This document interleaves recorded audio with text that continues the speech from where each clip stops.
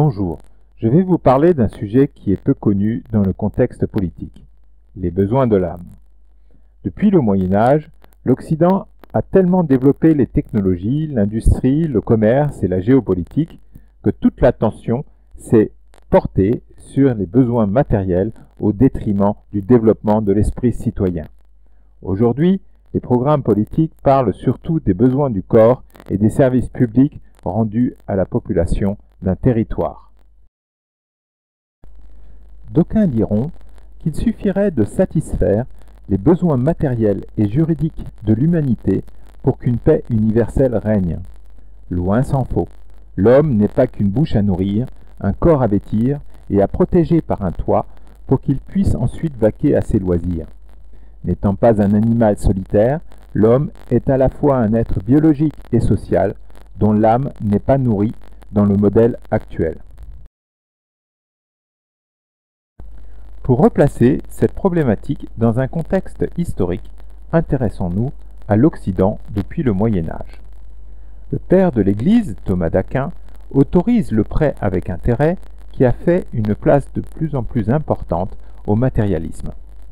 Le christianisme étant plus individualiste que les autres systèmes religieux, les acteurs économiques développent des sciences et techniques tout en s'interdisant de toucher au dogme.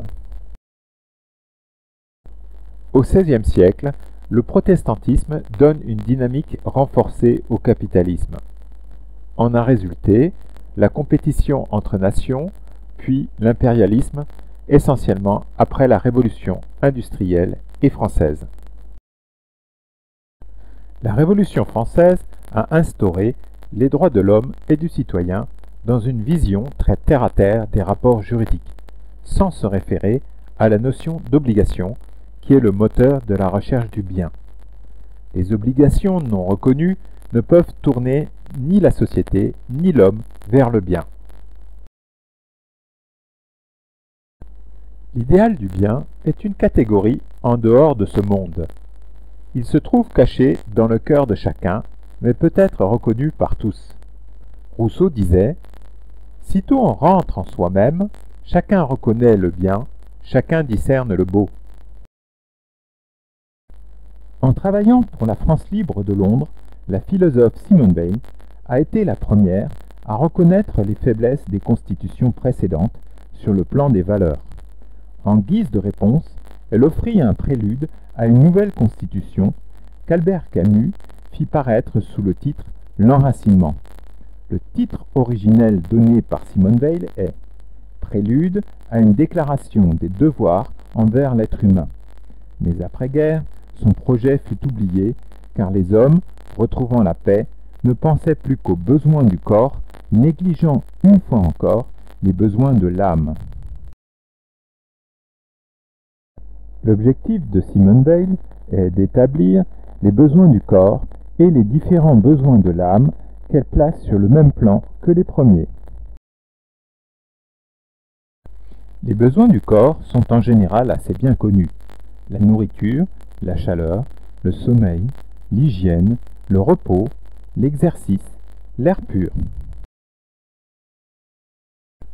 En ce qui concerne les besoins de l'âme, Simone Weil passe par une juxtaposition de couples d'opposés qui se complètent. Chaque citoyen peut ainsi confronter l'étendue des obligations à ses propres capacités afin d'établir un équilibre propre à ses aspirations. Sur la page « Les besoins de l'âme », vous trouverez, en plus des 7 couples de besoins établis par Simone Weil, 2 besoins de l'âme supplémentaires que nous proposons. Vous pouvez faire figurer vos commentaires sous chacun des besoins de l'âme. Un véritable enracinement dans une patrie ne peut se produire que si l'ensemble des besoins du corps et de l'âme sont satisfaits. En conclusion, l'enracinement, écrit en temps de guerre, redevient d'actualité puisque le monde est entraîné dans des guerres économiques et écologiques. En résulte un cycle de violence se déchaînant jusqu'en Europe, pouvant même dégénérer en guerre civile. C'est au cours de graves crises que certains hommes réfléchissent aux plus hautes valeurs et que les citoyens s'en inspirent pour constituer un projet de société. Une sixième république d'inspiration vélienne est la meilleure réponse aux enjeux actuels. Et n'oubliez pas la maxime de l'homme politique hellène, toujours en vigueur. Un homme qui ne se mêle pas de politique mérite de passer, non pour un citoyen paisible, mais pour un homme inutile, Thucydide.